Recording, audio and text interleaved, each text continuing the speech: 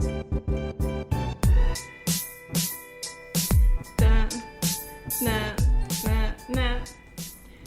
guys, welcome back to Previously Gifted. Today we have a guest. It's been a long time since Nathan's been on the pod, but today we are going to be chatting about babies because I have baby fever and I will get into that.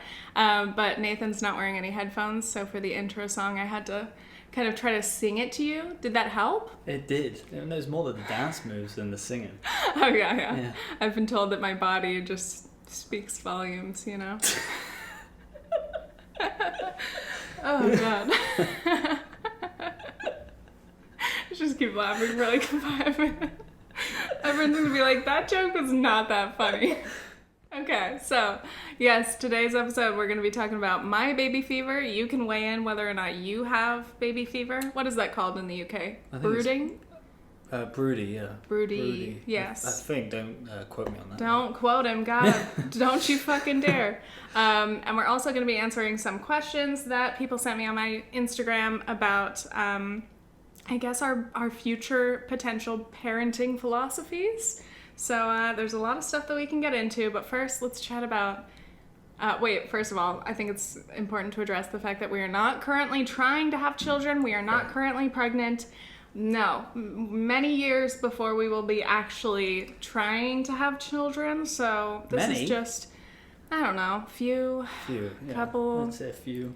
How do you feel about having children at this point, or like in the next 2 years? I'm 28 years old. Mm-hmm. And you're what? You're 25. Hi, I'm Tiffany Ferguson. Nice to meet you. And I would like, in my head, I've always had around 30, age 30. 30 kids. Such a great podcast. So stupid. Age 30, I think I would want my first kid. 29, I'm okay with 29, which only gives us a year. Ooh, but I'm just saying, if accidents happen.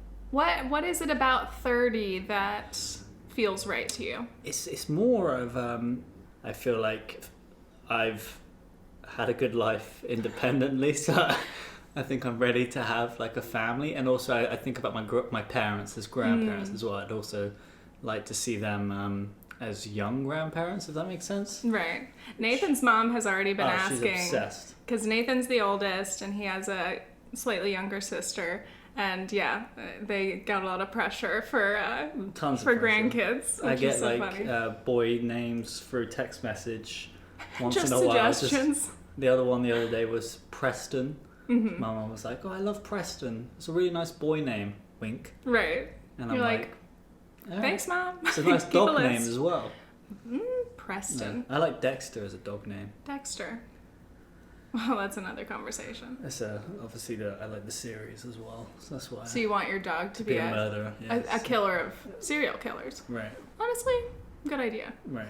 Yeah, I would say for me, I don't think I've ever had an age necessarily that I've like targeted, but I do agree that for women it's like, obviously there's like a biological component, and so it's like, when's the prime time for your body? When are things less complicated? But then it's also like, you have to weigh your career, or like, when are you ready to settle? Oh, this gets into so much. I'm like, oh wait, like everything we've talked about when it comes to like being a working mom, and like for moms, I think it's, or for not men, parents, I think it's very difficult to strike that balance if you do want some sort of a career. Right. Whereas, fathers can kind of just continue doing what they're doing. And there's been a lot of information that say like fathers tend to be more successful at work and like get promotions after they've had kids. Mm-hmm. And then mothers have the opposite experience where like they are assumed that they'll do worse at their job, or they're even fired for getting pregnant.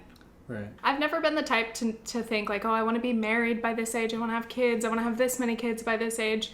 I've generally always known that I wanted to be a mom, but like, yeah, the specifics were never a consideration because I just couldn't even envision what my future might look like.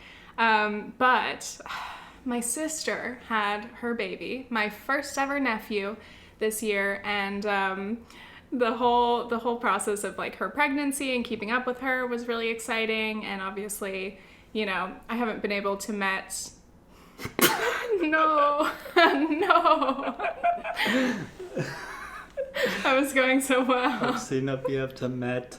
I haven't been able to meet my nephew yet, obviously, due to COVID and everything, but I have just been obsessed with learning more about like her as a new mother. And also my whole Instagram Explore page, ever since she was pregnant, is all babies, it's newborns, it's pregnant moms. And I'm like, okay, Instagram, so you know I have baby fever. A lot of YouTubers that I follow have also just had kids, so I've been keeping up with Melanie Murphy, Raw Beauty Christie just had her child, and then Hannah Witten is starting to do some family planning with her husband.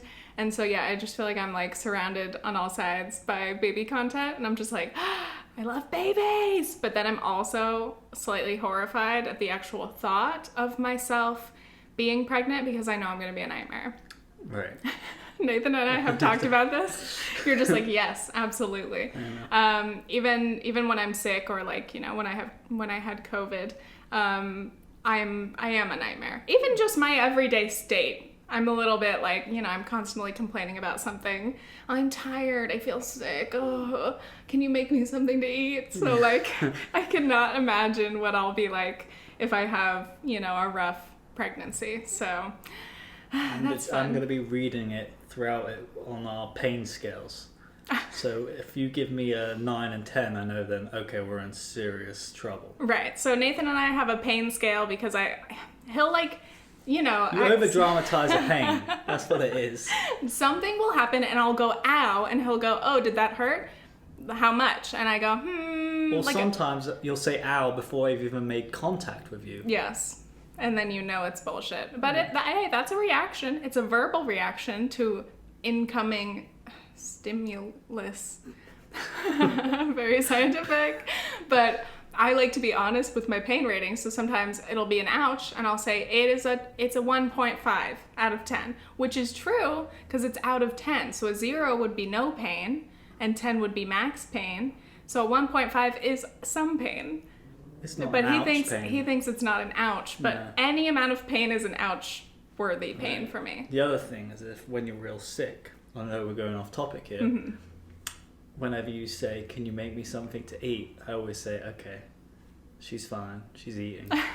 It's like a sick dog, you know. If a dog's sick, if you got to feed it food, if it doesn't eat, that's then when you know the dog's in trouble. Yeah. I'm not calling you a dog, but. Jesus. No, it's true. I mean, yeah, I'd have to be really, really sick. There were times when we had COVID where like food tasted weird and like my appetite was different. That's a symptom though, isn't it? Yeah, but I was still hungry. And luckily food was still a comfort, so that was good. Okay, should we just get into some of these questions? Absolutely. Did you have any that you wanted to start with? I had one, but I kind of put you on the spot a little bit with it. Uh-oh. And I just wanted to get your views of it. What is it? Would you, what's kind of your views on raising your baby vegan or non-vegan? Okay, I was like, what's it gonna be? That was a question that was asked by a lot of people. We've talked about this before in another podcast episode, but maybe my views have changed since then. I don't think so. So yeah, I've thought a lot about how to raise kids in terms of diet, because like I grew up like eating like actual junk food and fast food like way too often, so that's why my taste is really terrible still. Is like it's like a struggle to force myself to eat certain vegetables or like not just eat beige food that I throw in the oven. So yeah, I want my kids to eat well, and I want them to be healthy, and obviously, but the thing I have with a vegan diet is like, even through my process, I've had to try to navigate, like, how do I prevent myself from getting deficiencies? How do I know that my diet's well-rounded? Like, what if I'm missing something?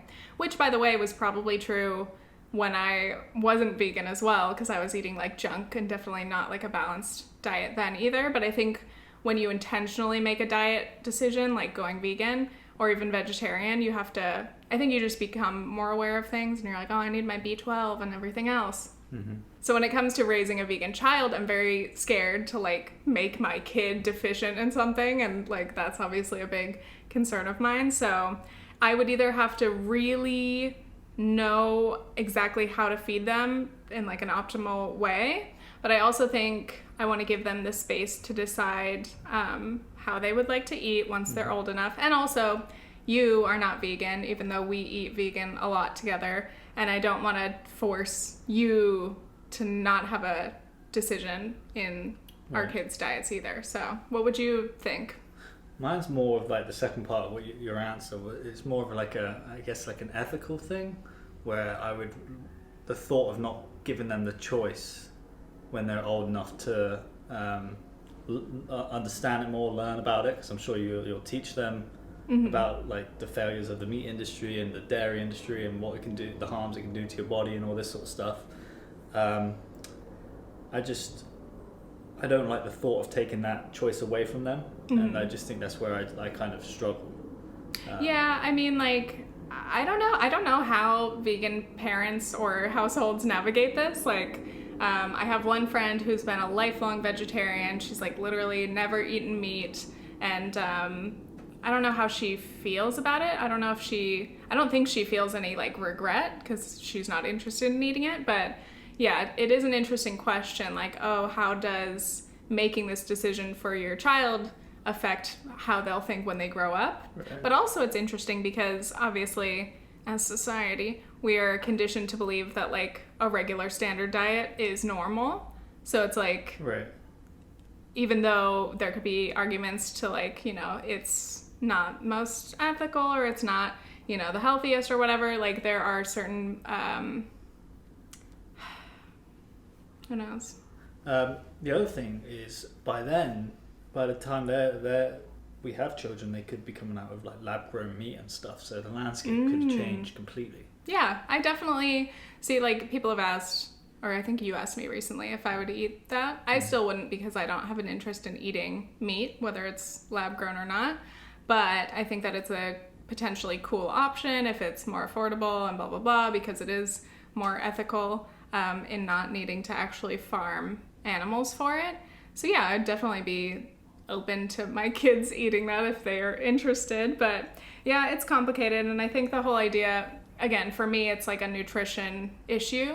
And also, yeah, I want my kids to be, as you'll see in my responses to the rest of the questions, I want my kids to be, you know, critical thinkers. I want them to think for themselves, and as much as I'm going to share my own beliefs, I don't want them to feel like those are the only options for them. Next question, I got a lot of people asking, where would you like to raise your child, UK or US? I'll let you start. That's a loaded question. I know, there's a lot to that. Well, first of all, I'll say we don't even know where we want to live just as a couple. So it's like when you factor in obviously kids and like bigger future decisions and settling down more, that is like, there's so many variables, and obviously it's very complicated for both of us to make that decision, and whichever decision we make is gonna, you know, involve a lot of travel to visit the other place. Right. And wherever we settle at first doesn't necessarily mean that we'll stay there forever. So our children will be very well-traveled children. They'll be well-traveled, but I also hate that. Well, I hate flying, and I don't like I hate flying because I have like a fear of flying, but also I obviously don't like the environmental impact. It's like the worst part of my carbon footprint. So I feel bad like having to go on lots of long haul flights to do that, but also like that's just with our relationship or with anyone who has family that lives far away or in another country, that's just a part of your life, unless you're fine with not seeing people frequently, but that's something that we value. Right. It's like essential travel necessary. Like there's no other way of. I know. I'm like I've looked at it. I'm like, can we take a boat? But then cruise ships are probably even Hyperloop worse. Might come in by then. Hyperloop. Can you imagine? I think I'd be scared no matter what, whether it's like underwater or like planes scare me, cruise ships scare me. So right. I think I'm only good with solid ground travel. So if they could just build I don't even like bridges that much. They'd have to just build a land bridge. A land bridge. If that's possible. Yeah, it's organic. Days to get from one end to the other. Well, then you can put a fast train on it. Oh. What was my question? Oh, living in the US or the UK. Well, what are the factors that would impact? I think for me, I don't know. That's a great question. Listen, it's. I think being close to family is ideal, isn't it? In terms of like, you ever need someone to babysit or come over or lend a hand and all that sort of stuff. Like, it's a very fortunate thing to have, is family close by. Mm-hmm. Just to mention, like Nathan's upbringing has been very different than mine in that sense, to where like you literally have like both sets of grandparents, family all within just a few miles really. And my experience was like, I had family within a couple hours or like a 7-hour drive mostly. So like family across different states. But I wish that I had that same thing where like, all my family pretty much lives in this one area, because that would be so convenient. Where I grew up, I had my grandma, granddad, my nan, and my other grandfather live in the same town as me. And my grandma's house was, no word of a lie, you could walk there in 45 seconds from one house to the other. And then my nan's house, again, no word of a lie, you could walk there in like 5 to 10 minutes. No word of a lie. No word of a lie, tell the truth, gospel truth. I don't know. Yeah. It kind of seems like a word of a lie. Right. Yeah, that's wild, because I mean, I've lived at different points, like, some grandparents might be in the same city back when we lived in Phoenix. But then when we moved, it was like, everyone's all over the place. So I'm jealous of that. And I definitely agree that having family around is a big deal. That's another thing that I'm thinking about in terms of our future paths, is like, if we're going to live somewhere, I'd like to live within a short-ish distance to whichever of our families is near. Right. So like, I would love to be closer to my sister, because we've always wanted to like live closer in our adult lives, but it's just never happened yet. And then, I'd obviously love to be near my parents and my brothers as well. But again, we're across like California, Arizona. Who knows if someone's going to move somewhere else? So it adds a lot of complications. But I would love the free childcare. That'd be great. The other thing that plays into it is I was speaking to a friend at work who's had 2 babies now. And he told me that you have to prepare 10 grand to have a child born here in New York. I don't know how true that is, but I don't know what the actual cost of childbirth. Apparently, like, there's some shadiness in terms of like insurance. Like, 1 minute, like, the mother's insured, but then as soon as the baby comes out of the womb, that baby then doesn't have insurance, so the bills start getting charged to that baby. I know, I'm like, that's an uninsured baby. Sorry, I haven't started the policy for my newborn. Right. 1 second later, I haven't heard about that, but it makes sense. Casual conversation. I don't actually know the facts behind all of this, but like, insurance in America, in the US, is just, it's nonsense. And it's not consistent, and it never is logical. So I wouldn't be surprised if that were the case. Yeah, the actual cost of childbirth, that's one thing, like, if we ever move to the UK, I'm very much looking forward to the NHS. I want that national healthcare, baby. Because the system here is trash. And that's a factor, just like in the whole life of your family, not just the birth, but just to like, just the basic to know that, your family is covered if you need anything. Right. And yes, it's not a perfect system, blah, blah, blah. But I think it's a million times better than here. And now that you've lived here for a couple of years, I'm sure you agree with that. For me, the NHS is a far better system than... But we don't even have a system. It's just like, we just let these private insurance companies fuck us over. And we have no other option. And our government won't give us a public option. Or, Medicare for all. No, I understand that. Yeah. Well, similar, next question. Someone asked, basically, would we want to send our kids to public or private school? And I feel like that plays into the decision of UK or US as well. For me, I would definitely say regardless of where we are, I would want public schooling.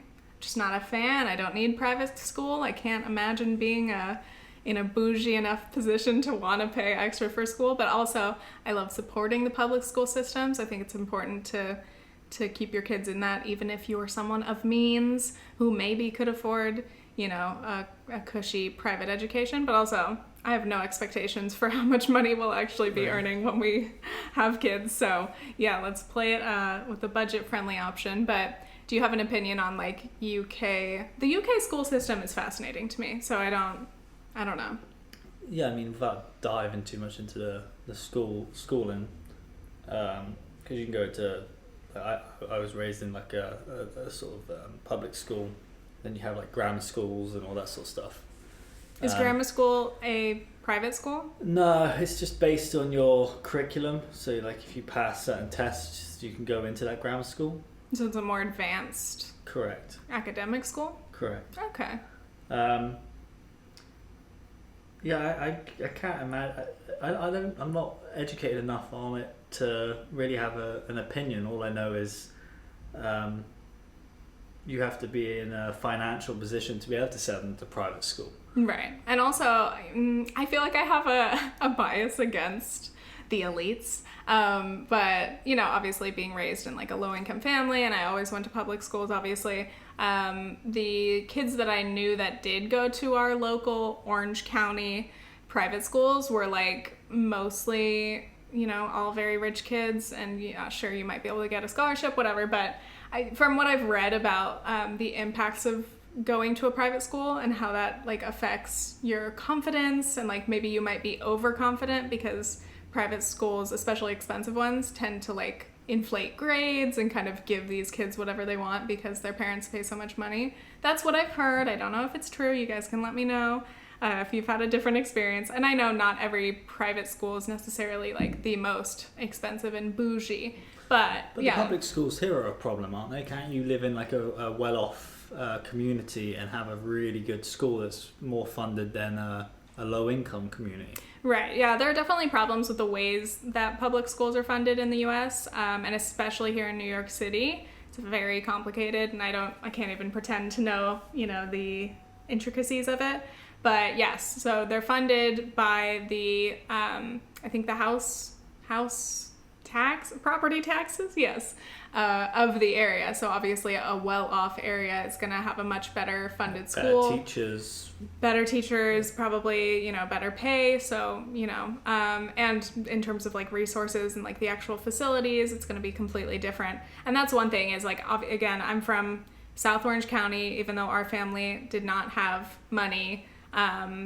The schools that we went to were like top schools and they were great. And like even, the rich kids who went to my public schools went to the public schools because they were very good quality. So yeah, I mean, that's definitely a factor in the decision. And that's why parents care so much, when you're looking for a house or looking for where you want to live. Obviously the school system is major because you want your kids to get a good education. Right. But it is also fucked that obviously so many people can't afford to be placed in a better school system. And so hopefully we can fix that too, because it's bullshit and classist. Oh yeah, the last thing I wanted to mention about schools, somebody had asked about like gun violence, and if that impacts your opinion of like US schools, just the fact that that's a factor.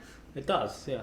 But it does. It does. Yeah, I'm like, hey, would you rather if your kids literally had to do, you have like those sort of like drills. Yeah, absolutely. Yeah. It's yeah. I mean, even just guns in general is kind of an issue, obviously.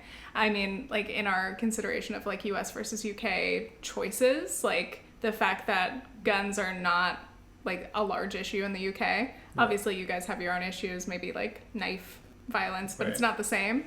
And yeah, the fact that, gun violence and the threat has to be such a big part of American life, even though we're so used to it. Would you want your switch from guns? Would you want your child to have a school uniform or to not have a school uniform? Oh, school uniforms.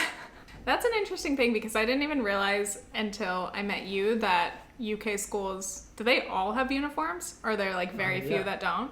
So like public schools have uniforms. Yeah. Yeah. Isn't that like Australia too? Yes. I think so.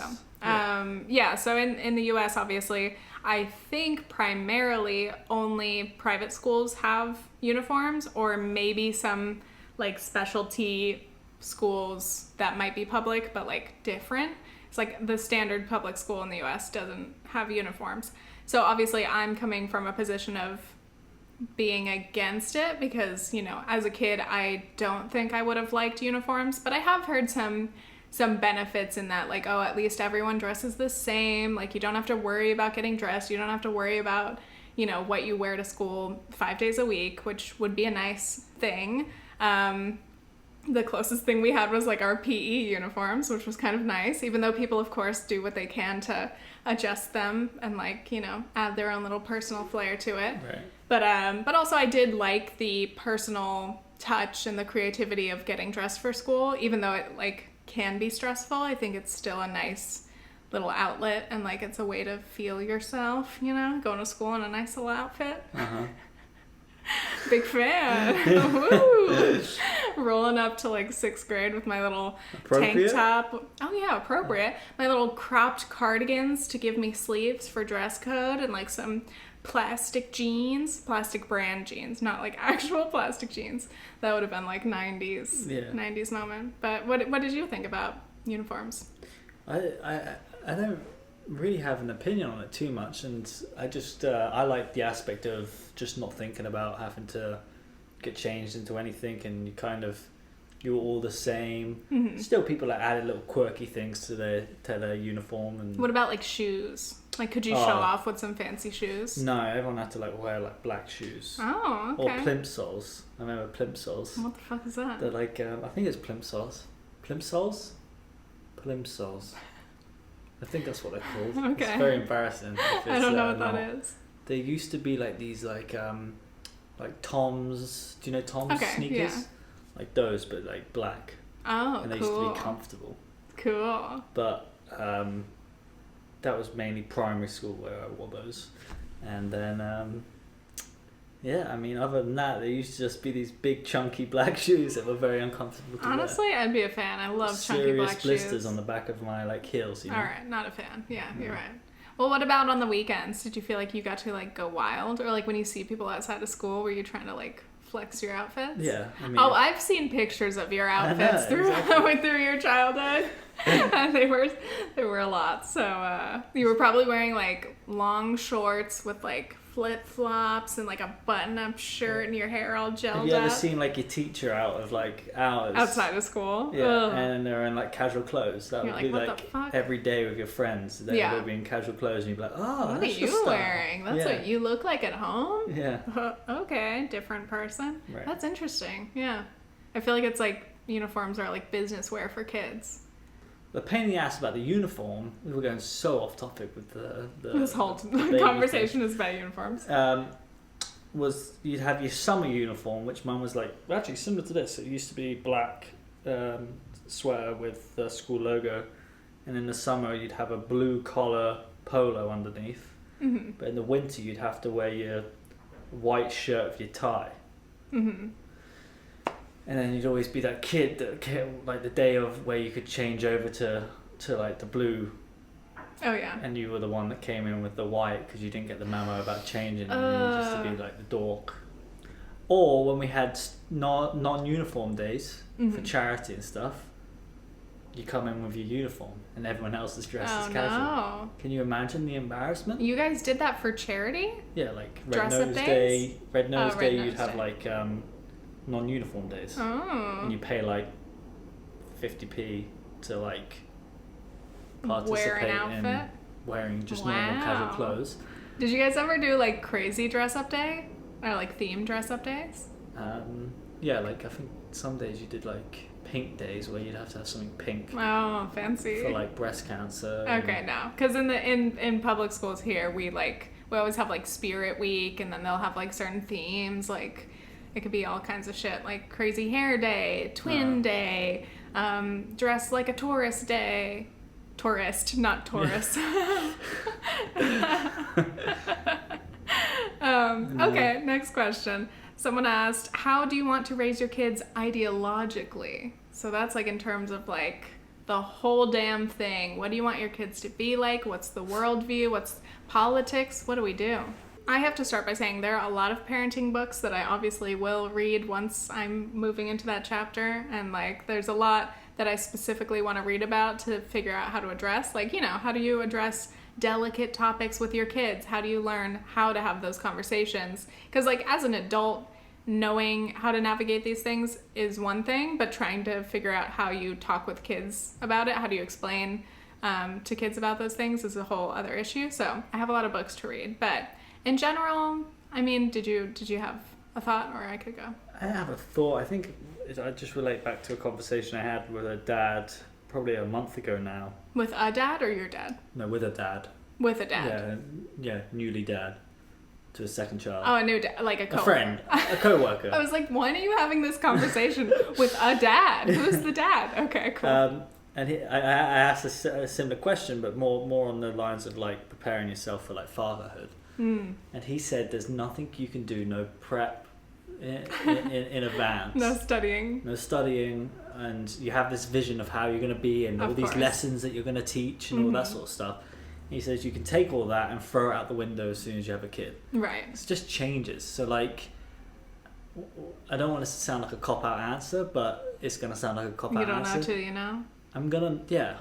Or you'll I'm just figure gonna it out. ride the wave. I like to say it like this. I go by this.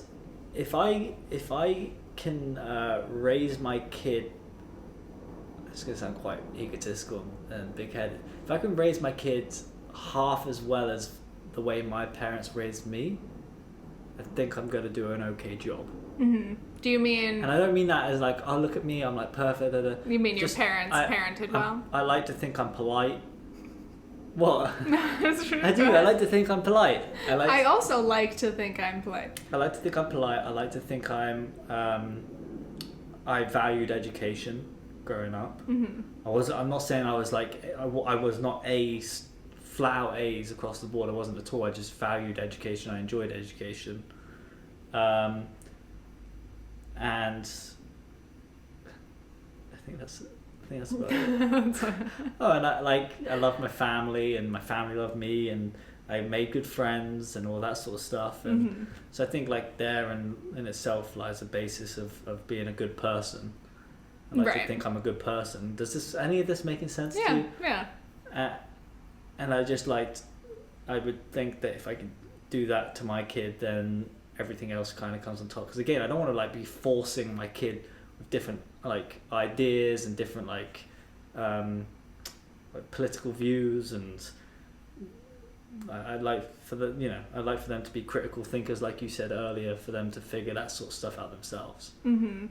Yeah, I was gonna say regarding like parents prepping and stuff, I'm sure there are parents listening right now, and you know my answers are gonna sound very idealistic, the answers of someone who has not had a kid. So you know, I know that you can plan as much as you want, as you said, but I'm sure the actual experience of raising a child is very different than the expectations. Yeah, I think there's a difference between just in general, as a parent, you're like, I want the kid to survive, and I'd like him to not be a dick. Like, I'd like him to be a good person. I hope they like me. I hope we have a decent family. The other thing I'd like to add on what I was saying before was also I feel like kindness was something that was kind of installed in me by my parents. Instilled in me. Mm-hmm. The other thing I was going to say was you're bound to make so many mistakes as a parent. Oh, yeah. I know. I like to think, let me present you with my vision. I like to think that generally I want to be, I don't know about like the philosophies, like somebody asked me about like attachment parenting or gentle parenting or whatever. I don't know what all of those entail exactly. But I can say I envision myself to be a gentle parent. Like I don't want to spank my kids. I don't want to hit them anyway. Obviously, that's not the type of consequences or anything that I would ever consider. Sometimes people say that and parents will be like, well, you think until... And I'm like, no, I hope I never need to hit my kids to get them to listen. But I do want to be very... I guess it is gentle. Like, I want to be the type of parent that like wants to sit and talk with their kids. Because I mean, my parents, the way that I was raised is interesting. I feel like I was like a very independent kid. And as you asked me off camera, I was never grounded. I feel like my parents would try to say we were grounded, but it didn't actually work. So, like, I never understood, like, my friends' parents who would, like, actually go through with, like, grounding their kids or giving them certain formal consequences. My childhood was very, like, free and, like, not in, like, a hippie sense. It was, like, a very chaotic freedom because, like, my parents were, like, young and just had 4 kids, so we were all just kind of running wild. But, yeah, we never had, like, organized chores. We didn't, like, I don't remember there being a lot of order in, like, the household generally. And no roasting my parents. I know my mom's watching this. Hi, Mom. But I mean, they were young and they were learning how to make things work, and I'm sure they would do a lot of things differently. But so I like to think, in contrast to how I was raised, I would want a little more order. It's funny, the idea of chores still, like, kind of makes me laugh, but that's like the rebellious teenager in me being like, oh, you're gonna make a chore chart, Mom? Like, sure. Yeah, that'll last. Would you give your kids an iPad and stuff like that? Ooh, okay. Well, that's a whole thing. First, let's talk about, I guess, discipline. Like, do you agree, like, you want to be more gentle, or, like, how was your experience? How did your parents deal with you? I mean, I definitely got shouted at. Right. Definitely a few times. But, I mean... like, were you ever grounded? Never. Yeah. Oh, they attempted a few times. Okay, yeah. I was going to say, were your siblings grounded? That was not going down. Yeah. You know? We never were grounded. Never had, like, a naughty step. Naughty step? What is that? You gotta watch your nanny programs. There's like a specific, like, point in a house, whether that's a naughty corner, a naughty step, a corner. where you, like... No. They have that, like, go to the corner thing, but yeah. I've never heard of a naughty step. Yeah, it's just like a step. A little place to sit. Yeah, it's usually the bottom of the stairs or something like that. And then every time you go up and down the stairs, you're like, skip the naughty step. Right. Reminds me of all the times I've been in timeout. Right. Mm-hmm. We were told to go to our rooms a lot. Go to your rooms! Right. Or go to your room! Right. And then you just sit in there and, like, you just sit in there. I remember once play I your got, like, games. shouted at by my parents, and I went upstairs and I listened to my record player. It was it an actual record player? Yeah, it was like a old CD school player. No, old school record player. Records, cool. But it had cool a little kid. tape compartment. And tapes, cool. Yeah. How old are you? At this time, I don't know. I just kid. I was joking now, but oh. I'm like, they still had cassettes in the UK in what, the early 2000s? And then I sat there and I just remember being so angry. I played the song. It went, slowly rivers flow to the sea, and I was just crying. What? Because I was just saying my life is so miserable. Oh, my mom just yelled at me. My parents yelled at me. And then I was hoping they might hear me playing the sad song to walk into my room and let me out my room. Or hear you crying loudly. Right. Mm-hmm. But that's hilarious. Yeah. So I think I'd probably be a gentle parent, definitely. I'm not going to hit my kid or anything like that, but... How do you feel about yelling, though? Raising my voice, I probably would. I wouldn't yell at, like, my young kid, but, like, my teenage kid who's... I'm sure, yeah. Done something stupid. Yeah. I don't know if I don't know. Have the patience to not raise your voice. Right. That's even, like, sometimes you, I, like, snap. Mm-hmm. And, like, you snap back at me, but, like, it's just dependent on mood and stuff. We don't fight. Like, we really, truly have not had, like, an actual fight. Like, we've argued, but then we usually talk it out, like, 5 minutes later. We recently had an argument because I painted my nails, and they were fresh, and they were not fully dried yet. We were dancing, having a great time, and maybe... Nathan held my hands a certain way and he almost messed up my nails and I went, baby! What did I say? What did I say? Like, stop touching my fucking nails! Yeah. I was like, they're not dry yet. Like, that's just my tone of voice. It's very shrill. I'm sorry you had to hear that, especially in a microphone. But, like, that's just my tone of voice if I am saying anything with emphasis. And Nathan said that I yelled at him. And I was like, I didn't yell at you. And we were filming it because it was for my second of the day. So he's like, look at the video. Look at the video. See if you yelled at me. And I was like, oh my God, no, this is embarrassing. So I got to actually watch myself and judge whether or not that reaction was a yell. And I could argue, but you have to look at the intention behind it. Did I raise my voice to an extent? Yes. But I wasn't trying to yell at you. I was maybe... Define yelling. I was maybe yelling in general. Define what yelling is. I don't think I can even yell if I wanted to. No, but define yelling. No, I yelled earlier, actually, when the fucking kettle wouldn't boil and the toaster wasn't working. I was like, fuck! Define yelling. I mean, I feel like there has to be anger behind a yell. So, were you not angry at the time I touched your nails? No. It was just a moment. It was like a reaction. Don't fucking touch my nails! You guys be the judge. Was I yelling or not? Would you classify it as a shout or raising your voice? Anyway, I would like to think, though, as a parent, that I don't want to... I mean, nobody wants to raise them. I would love to shout at my kids all the time. Yeah. But I do want to be careful because even, like, verbal fights can have a really big impact on kids. So, like, I don't want to get in the habit of yelling at my kids, and I really want to work on my patience and hopefully be able to just, like, actually talk with them. But I'm sure they're going to test my patience, and I'm sure I'm going to want to yell at them, and I'm sure I will yell at them at some point, hopefully when they're old enough to handle it. But, yeah, there's a big difference, I think, between how you parent, like, a toddler. We've had discussions about this. Like, you know, when we're in, like, a store and you see, like, a kid having a tantrum. Right. And you think, like, oh, how would I handle that? Or, like, oh, look at that parent, like, not, you know, handling their kid. Or sometimes the worst is, like, you'll see the parent yelling at the kid and the kid's having a meltdown. And it's just, like, of course, as an outsider. You put yourself in the shoes of that parent who's, like, feeling like they're being judged. Having a breakdown in Target. Like, oh, my God, they're thinking I'm, like, the worst parent in the world. So then you start yelling at your kid because you need your kid to shut down. So all of this embarrassment, not shut down, but shut up. Right. There's all this embarrassment. So it's easy to be the outsider. Monday morning quarterbacking? Is that it?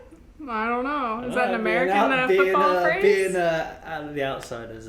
Right, yeah. And again, especially somebody who doesn't have kids yet, who can't relate to that situation. But yeah, it's easy to see and be like, I wouldn't let my toddlers have a meltdown. Right. I don't know how I would. I mean, I've, like, worked with kids, so I've had to deal with, like, you know, kids fighting with you in public or not wanting to listen to you. But what was the question you had asked me about? Oh, iPads. Okay. Technology is a big issue. A lot of people had asked questions about that. What's our philosophy? So here's my thoughts on this. Mm-hmm. I'm like, I'm never going to do it. I'm never giving my child an iPad. There, having a lovely meal with my gorgeous wife. Mm-hmm. The kid watches a little Peppa Pig, 20 minutes max. 20 minutes max at the table. Sarah won't do that. Mm-hmm. I say that now. Mm-hmm. But ask me when I'm a parent, and I value those 20 minutes. And you just need absolute the time. Silence. Yeah, or just the kid being entertained. Yeah, it's so disgusting how we judge that as well. We're always like, parents who do that are lazy.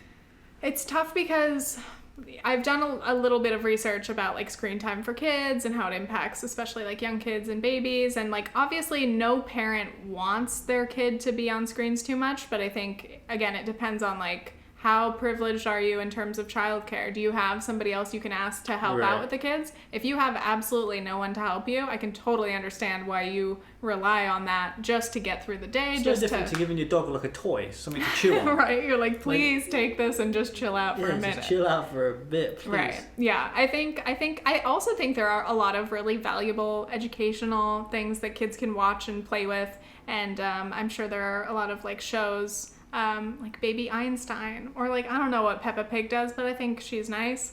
Another question people had was, like, about languages. So, like, I feel like I would encourage my baby or my toddler or kid or whatever to watch, like, multilingual shows, TBT to Dora, but, like, there's a lot of options to where, like, your kids can watch TV and, like, learn something from it, and it can be part of a well-rounded household. I will not have my child watch Peppa Pig.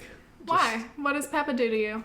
She scares me. I agree that kids shows are fucking weird. It's very weird to watch them as the adult. Like, when you're watching kids watch the shows, they're weird as hell. That's hilarious. No, I mean, obviously, I don't know. I also want my kids to watch a lot of movies because I think both of us value cinema, film students. But, so, like, you know. I also love kid sit movies, there on a Sunday afternoon with my kids to watch, like, family 1992 movies, Lion King. Disney movies. Yeah. I teach them Marvel, teach them Star Wars. Marvel. And true, these kids are going to be fucking nerds. I swear to God, if my kid is into Marvel, it would be You'd be the stoked. greatest achievement of my life. Because then I have something to share. It's the greatest achievement for your kid to be into one of the most popular franchises of all time. Aim higher. My kid's then going to be my best friend. Okay, so whichever kids like the, Star Wars and Marvel stuff are going to be your favorites. Right, and we can collect Hot Toys together. And would you fight with the kids if they messed with your Hot Toys? You have a collectible shelf. These are like $300 sixth scale figures. Very detailed, beautiful, collectible items. But you arrange them so they're not in a box. They're out to be displayed. But yeah, what would you do if the kids came in I and only broke get them? one of these a year just because they're very expensive. Did I buy you one or did you buy that one? I never bought you one. You gonna buy me one? Yeah, I'll buy you one. It's always on my list. My birthday's in September. Gifts for you. Yes, Nathan currently owns one, and didn't you just order another one? I technically own 2.5. Are you counting Baby Yoda as the half? Okay. Yes. He has the Black Panther Black one. Panther and Mandalorian with Baby Yoda. Yeah, so on its way. We're gonna have to arrange those, but yeah. Another related question to that was what would your kids' internet diet look like? So I think there's one thing between giving an iPad to your kid. Kids what, sorry? Internet diet, how much screen time. Again, about the iPads and stuff. I am a little bit sad when I see babies that are obsessed with iPhones and those kind of smart devices, because obviously they see everyone around them on them all the time, and then kids learn to use them right away, and I don't know, it seems kind of fucked up looking at it, but also it's this baby is learning how to use a toy or a tool, you could say. So is it really that dystopian? I don't know.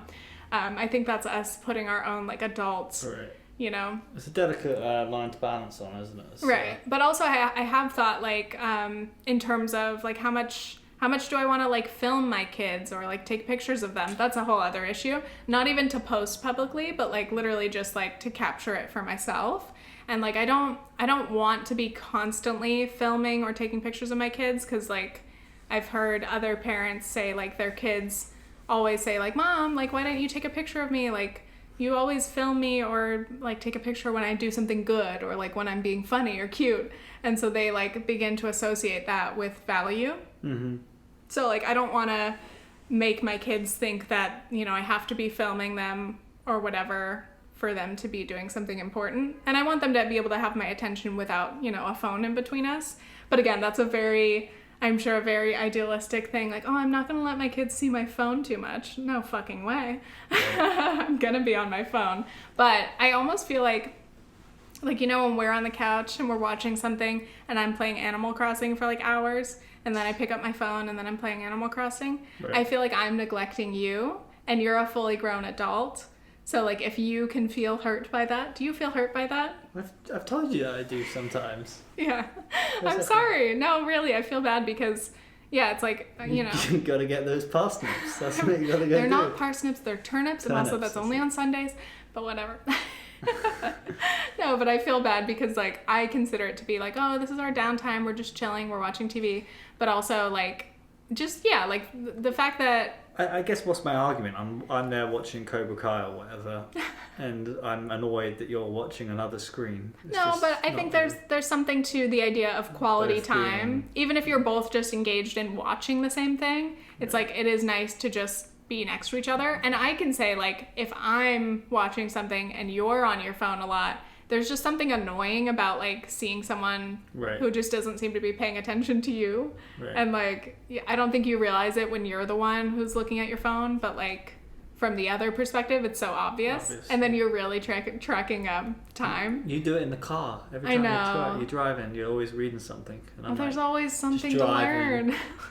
Just jealous. I can't look at my phone or anything like that because I have to concentrate on the road. I feel I'm always I'm researching something, I'm reading something, or I'm I'm DJing, and then I'm looking at fucking Waze, and so I'm I can't put my phone away. But I do also like to put my phone away to enjoy the drive. So note to self, put your phone down once in a while.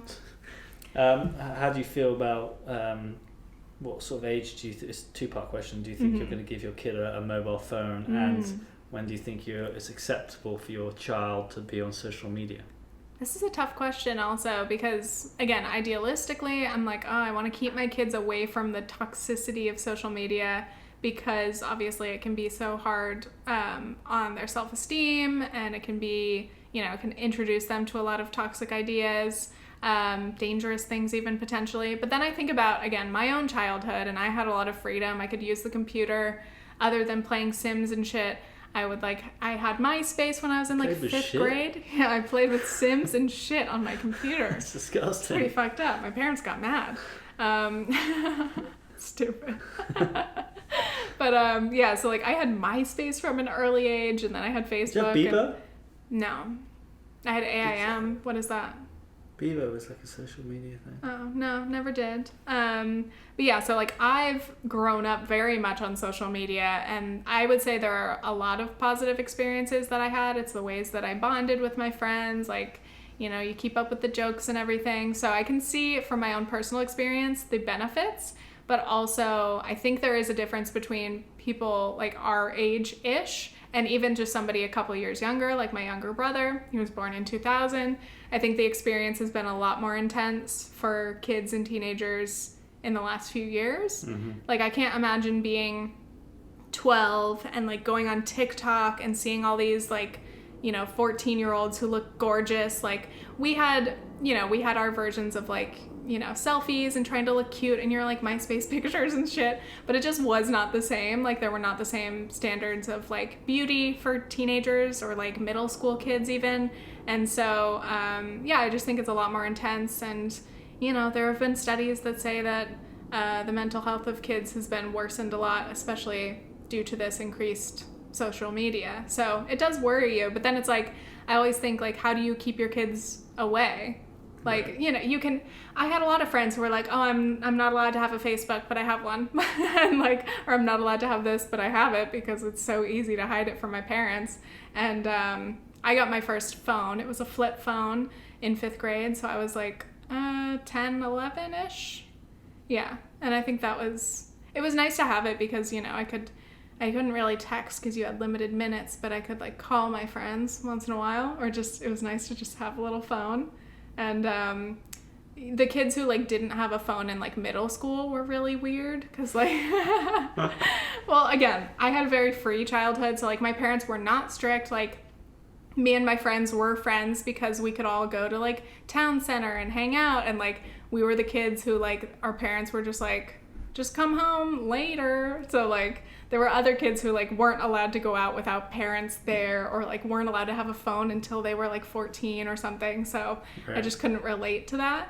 But I also can see why as a parent, I'd probably want to be a more, not controlling parent, but a more, not even strict, but yeah, just more, I'd be more mindful. And not that my parents weren't, but they weren't hassling us about everything constantly because they had a lot of other stuff to juggle. So I don't know. Right. What would you say about age of phone and social media? In my head, I've got 14 because I think that's when I had my first phone. The social media one I find hard to answer. So you were the weirdo without a phone? I had like a Nokia, or what do you guys call it? Nokia. Yeah. Well, actually, it's different because, again, you're just a few years older than me, but I think those few years made a big difference. So that's what I was going to say with social media was like kind of growing up with social media. It was like you never had an age where it's okay for you to go on this because it wasn't socially accepted as a thing yet. Does that make sense? It was just all new. Yeah, it was all new. Like the internet was a thing, but like that was still, well, it wasn't new, but you know what I'm trying to say? It's like right. the whole idea of social media was completely new. So like as things came out, it was just like, oh, I'm gonna have my MySpace, I'm gonna have my Bebo, I'm gonna have my Facebook, now I'm gonna have my Twitter, then I'm gonna have my Instagram, and now you're gonna have your TikTok. And like it came out in like that sort of order. So it's a difficult question to answer of like, when are you going to allow your kid to be exposed to those sorts of things? Because we have no idea what the landscape is going to be like. Right. And like, if my kid's going to be bullied for not having a Facebook page or like an Instagram account or something like that. Well, that's the thing too, is like you don't want them to miss out. And I get that FOMO is like, meh, whatever. But I think it is valid to an extent that like you do miss out on a lot of things, be it even just the basic everyday communication with your friends in like a group chat or like memes. Like if you're not on those things as a kid, I think you feel it a lot more because like the other hours of the day you're in school. So like when everybody's off of school or like in their own private life, that's when a lot of those like formations happen and like inside jokes, but also you could be like bullied online and like there's all kinds of fucked up shit that happens with that. So like, you know how like you're given a talk when you're like younger for like the talk? I don't think I ever had the talk. Oh, really? I've thought about this before and I'm like, I do not recall. I mean, I have an older sister, but I don't feel like she ever told me. I'm like, how did I ever figure this shit out other than like sex ed in school? But anyway, sure. In theory, you're supposed to maybe have some form of the talk, sure. I feel like you need something like that for social media and the internet as well. Yeah, that's a good idea. It's not a good idea to like take a dick pic. Right. Because it could do this and all this sort of stuff. Yeah. And like when you're like a teen, sending nudes or even just suggestive kind of pictures. Right. Yeah. And then like privacy issues, like oh, yeah. understanding who can see your page, who can't see your page, and like who can see your messages, who can't see your messages, and all that sort of stuff. Like, I think the whole privacy around social media and is hugely important, and I think and not only that, but like the whole liking and not disliking, and like all of that comes under that. Feeling like shit because you only got a few likes or whatever. Right, and just understanding for what it is rather than like it becoming part of your personality, if that makes sense, or your mood and your. I don't know what I'm trying to say. No, I get it. I know. I think it's hard for me too because like. I think I had a decent experience in like middle school and high school, so I never experienced like being bullied really harshly or like at all really. So like like saying you had a good middle school experience is very rare. I mean, I definitely had some like ups and downs and awkward shit, but like generally I had good friends, so I felt very like supported. I felt like I don't know. I guess I would say I was popular in middle school. 8th grade, I was president and I was voted best personality, and I have to mention it every time. So yeah, I think I had like a good experience, and I never experienced that horrible feeling of like being bullied in the ways that a lot of kids are. So I don't know what that is like, and I don't know if there's much that you can do to avoid that. It's just also like being aware of. I think what I was trying to say earlier was like, when you tag in like a picture, make sure you tag like everyone, because for that one person who's not tagged in it, that could be like, there's just such like, there are so many nuances to social media. Yeah, and especially as a kid, like every little thing like that can be really powerful. I mean, even as adults, to be honest, we're still like self-conscious about that shit, and like, you know, I have like older people in my life who are concerned about like who likes their post on Facebook, or like so-and-so doesn't comment on my posts. Right. And so I think it's a very natural thing. My mum sometimes will be like, I said happy birthday to them on Facebook, but when it's my birthday, they never said happy birthday back to me. Exactly. And I'm like, oh my God. There's all these like doing to you? Unspoken things, but also like not universally agreed upon standards. Right. So like something that doesn't bother someone can be a really big deal to somebody else. So exactly. Yeah, as a kid, that's hard. I think that's a good point, though, is like just being open with your kids and trying to start that dialogue, and like not being like, oh, social media is bad, you shouldn't be on that, you're wasting your time, blah, blah, blah. Like, you might believe that, sure. Kids spend a lot of time on that. I definitely did.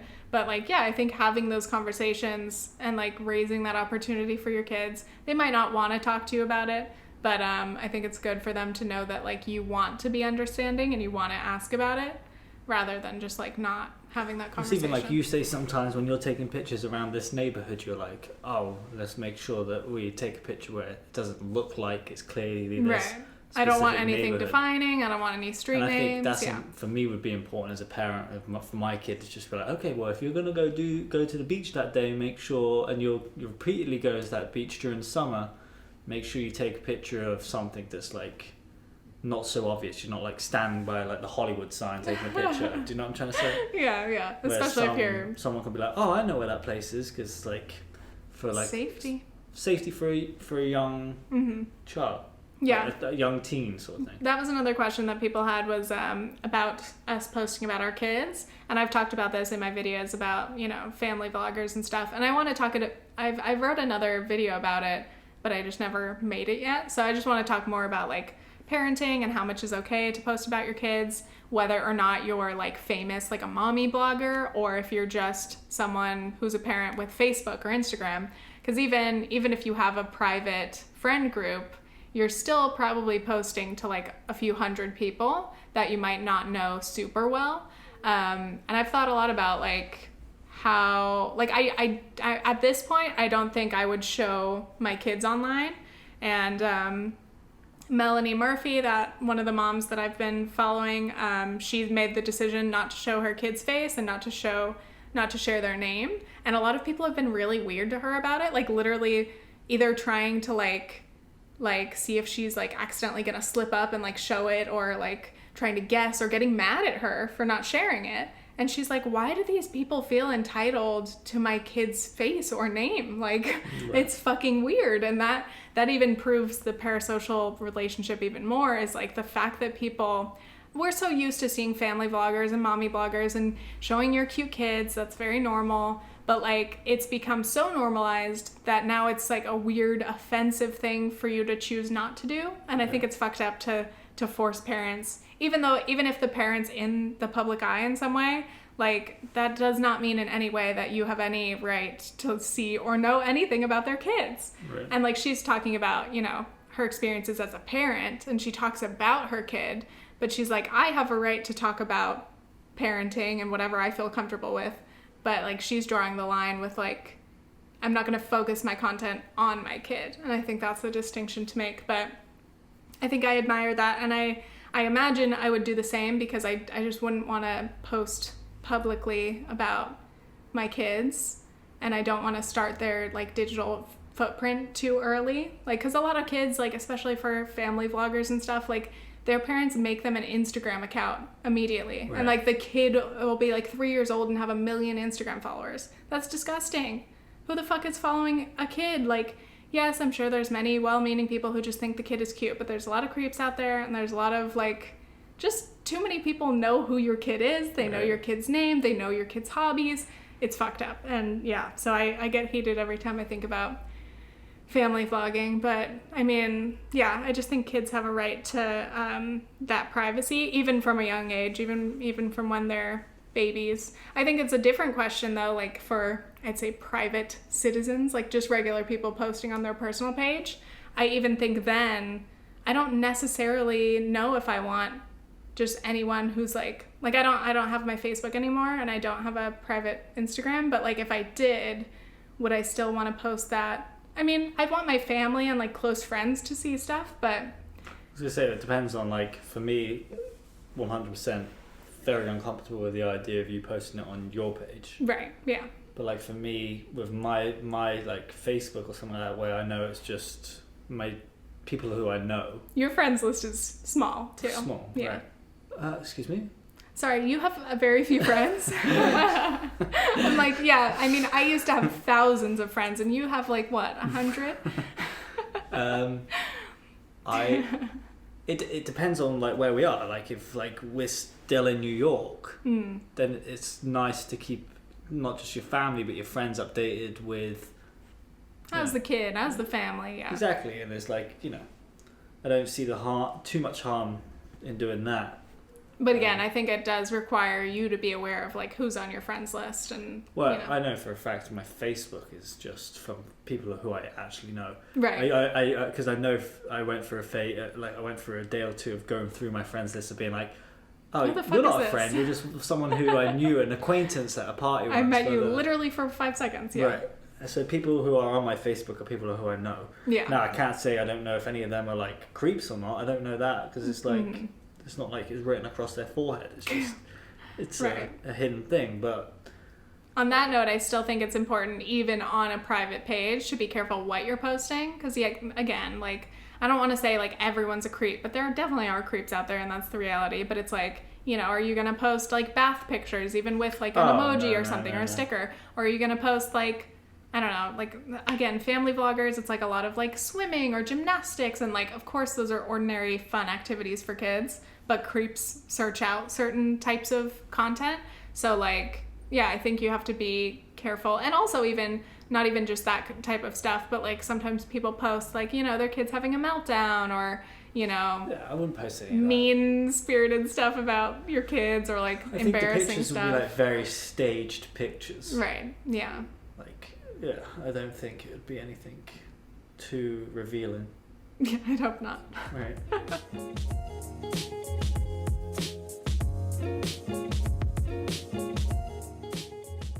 And we're back for a few more questions. Somebody had asked view on the patriarchal kids take dad's last name convention, which made me think of, I had asked people about like marriage on my Instagram once, and some people had gone in my DM saying like, basically their opinion is like, marriage is stupid and patriarchal, and any woman who decides to get married to a man is essentially just falling for like the patriarchy, and like it's very unfeminist. And I was like, oh my god, drag me. I was like, well, I disagree with that, but okay. In terms of like marriage and traditions and stuff, that's a whole other topic, but I've definitely considered like what traditions. I'm not a very traditional person, so I don't care about it like for the sake of, you know, keeping up with shit, and I would like to have like a small wedding, blah blah blah. But just the institution of marriage, obviously the history is rooted in like literally women being transferred as property from your father to your husband and blah blah blah. So like, yes, I agree that like the history of marriage is like inherently patriarchal. Does that make sense?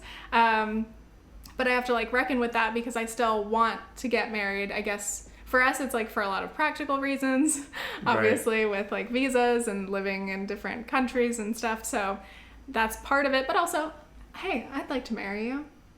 Hey, thanks. Hey, by the way, we're not engaged, but we've had these discussions. And yeah, I think like, you know, if things were different, like if marriage wasn't a necessity for us pretty much, maybe we would have had those conversations like, hey, is marriage important, or would you rather just like be in a relationship, like just as we are? But I also think when you add kids to the equation, being married does have some legal benefits, and so like there are just other reasons why I think it's a standard, and I don't think it's fair to assume that every, you know, woman who marries a man is an unfeminist idiot, basically. Those DMs, I was like, oh, okay, shit. Well, when you see someday my marriage announcement, you're gonna think I'm an idiot.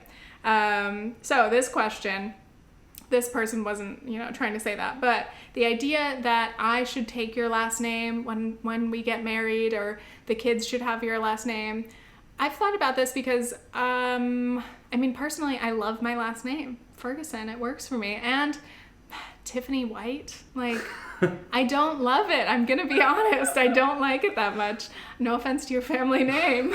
Is that like the most offensive thing? No, it's I'm not. like, I know it's your whole family and like the history of your lineage, but I hate it. No, I mean, I don't hate it. There are definitely, I would say I'm neutral about like the actual name White, though there are so many jokes to be made about us being white people and a white family, like, and it's our the worst politician name. Like, just terrible. White, vote white. Yeah, it's always vote cringy. white, Jesus Christ. Well, I don't think either of us are going to be politicians, but No. but anyway, so that's a factor. But then I just think, I'm like, well, I think I'm always going to have my professional name probably just be Tiffany Ferguson. I can't see myself changing that. And some people have asked, oh, what about hyphenated names? That's just too much. It's not for me. Ferguson, White Ferguson for ew, White. no. Ferguson White, like, no, it's too much. There's too much going on. That's not for me. If it's for you, Or that's we just fine. make up a name. Or we could just make up that's a new thing. You might be joking, but I'm it's joking. Is that actually a thing? Yeah. Oh. It's a new, like, kind of more progressive idea in that, you know, you are starting a new family, and therefore perhaps the most equitable, fresh way to start your family is to have a new name. What if we did like some actual terrible combination, like Fergusite? Or Fright. Fright. That would be horrible. Wow. Yeah. Could be worse. Wergeson? White? Wergeson? Wiggison? No, Wiggison? this is horrible. Really bad. But if we just wanted to think of a new name, like, is there a last name that you love for some reason? No. I hadn't really thought about it, if I'm honest. Yeah. Well, that's because like you're a man and you don't have to think about changing your name, because my reality as a woman is that I do. I know. I was using an annoying voice there, but it is kind of a true sentiment that it's something. I do want my kids to pick up my last name. You do? Yeah. Why? Just it is like I've been obsessed with myheritage.com recently, doing my family We did tree. our ancestry stuff. Yeah. I'm obsessed with it. It is it's interesting. So interesting. Yeah. And I love Game of Thrones and the houses of Targaryen and houses of this and that sort of stuff, like mystical. So you want a House of White? I want a House of the White. White House. I'm in the House of White. Yeah, you're in the House of White. And I just I like the thought of in my head my family tree, going back to the heritage thing, having my kids carrying on that white name. Ugh. Sorry, the way you just said that was terrible. Oh God, how do we take the racial connotations? The way I say white? White is better than when the Americans say white. Okay, well, we're not saying white ever. I know. So that to me saying white is the way you should say the color white and Nathan White. Mm-hmm. But to me, when people go white, it's... I think it's very rare these days. I think only older people tend to say that. But some people... I heard it today. Really? Yeah. I heard it today. I'm not going to tell you who. In the office? I'm not going to tell you who. I just heard it today. Interesting. Whoever it was, banished. Anyway. Oh yeah, I was just going to say, regarding the family tree, that was actually something I got a little bit upset about. Me sitting there being upset doing my ancestry.com. It was fascinating, by the way. I would love to dive into my findings, but I had been going back in and trying to just go as far back in every line that I could, and it gets really messy because it's like should I define my family line by my dad's family line, or my mom's mom or dad's family line, or my dad's mom's line? There are so many lines, even just from your own grandparents. On my mum's side, I have a line of Cox. Okay, so the name could be worse. Yeah, exactly. We lucked out. So... But I kept looking, and then sometimes I would, you go through the man's lineage, obviously, because that's the way that the trees work.